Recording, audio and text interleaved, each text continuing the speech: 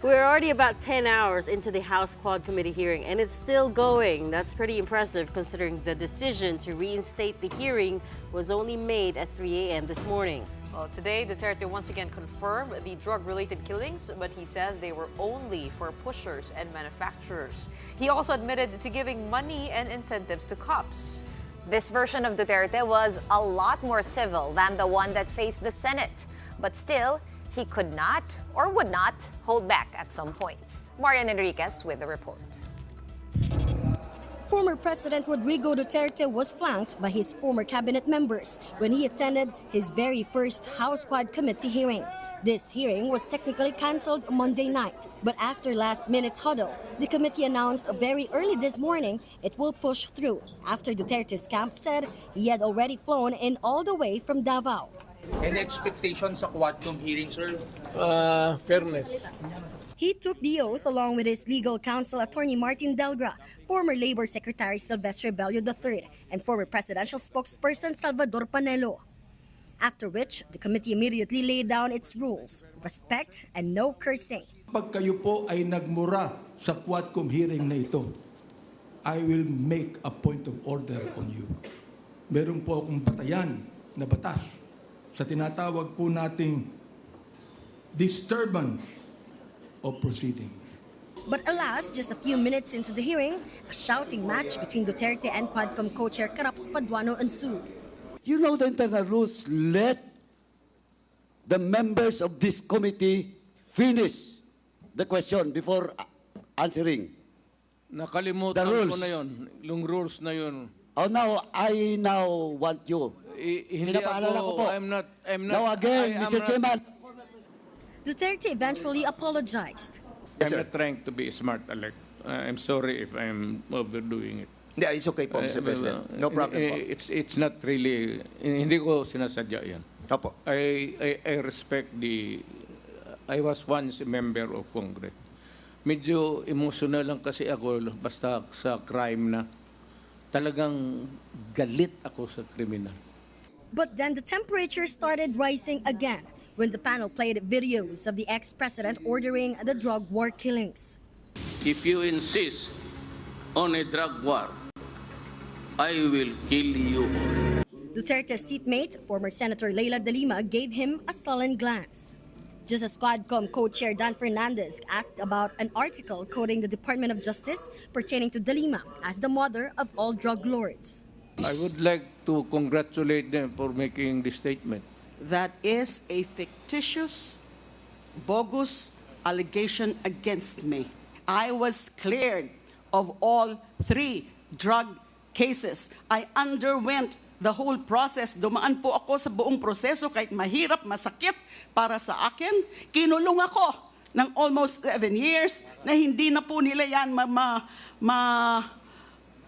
mababalikan dahil sa pagkagalit nung pinaka-mastermind nung pag-persecute sa akin. At some point, Duterte made a gesture as if he wanted to punch De Lima after she called out the inconsistency of his testimonies. The former president was then asked about self-confessed Davao Death Squad member Arturo Las Cañas, who said he received orders directly from Duterte as to who to kill and how to dispose of the bodies. Storyteller yan sa? Siraulo. Medyo bungog ngayon. Another word war ensued when Duterte was asked if he was who Las Cañas referred to as the Lord of all drug lords. Papabili siguro ako ng mga aspirin, gano'n. Pero hindi ako dadating na pagka-presidente, sir, kung gano'n ako. Sir, can you kindly tone down your voice? Oh, yeah, yes. Mayor ako, hindi ako dadating ng pagka-presidente kung gano'n ako katurpe. Kayo po yung Lord of all drug lords na sinasabi po ni Arturo Las Cañas. Yun po ang tinatanong ko. Gabriela Partiles Representative Arlene Brosas also seemed to catch Duterte's ire.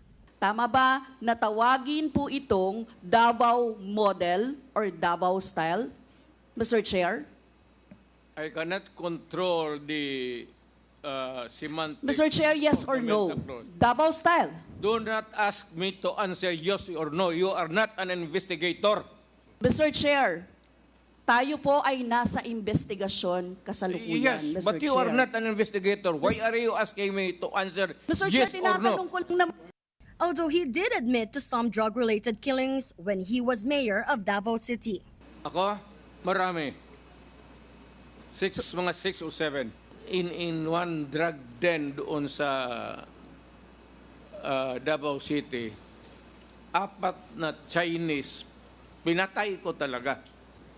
Ang problema, may tinamaan na 2 yung nagluluto.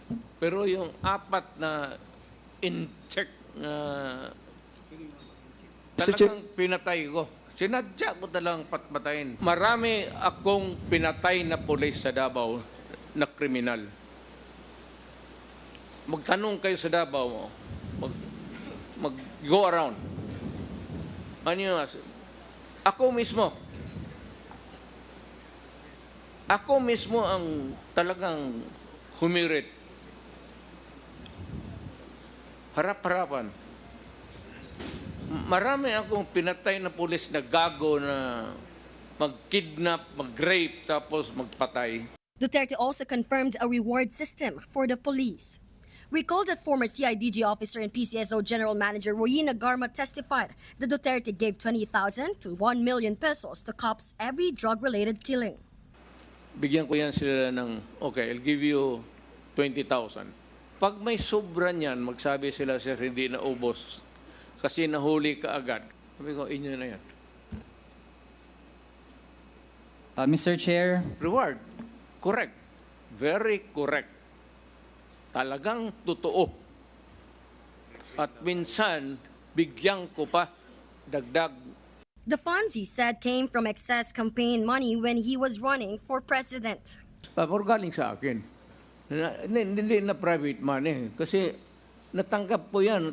Ano na ako nakahawak ko na the money was already when I was in the official na ako. But in accordance with the rule of COMELEC, yung excess money po na ginagamit po natin sa kampanya must be returned back to the COMELEC, Mr. Chair, to the donors, Mr. Maniwala President. Tanungin kita, sinong kandidato nagsauli? Mr. President, you cannot ask question. But Duterte says now that he's retired from politics, he's also quitting the killing sprees. Hindi na ako papatay siya. Retired na ako eh.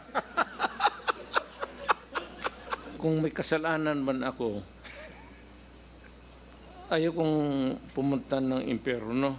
Pagdasal mo na lang rin ako, sir, kasi alam mo man talaga na Mr. President, trabaho lang yun. Late this afternoon, another staunch critic of Duterte, former Senator Antonio Trillanes, also showed up to the hearing. Recall that he was the one who said transcripts of the Senate's drug war probe that the former president attended have been submitted to the International Criminal Court. For News 5, I'm Marian Enriquez. We are One News.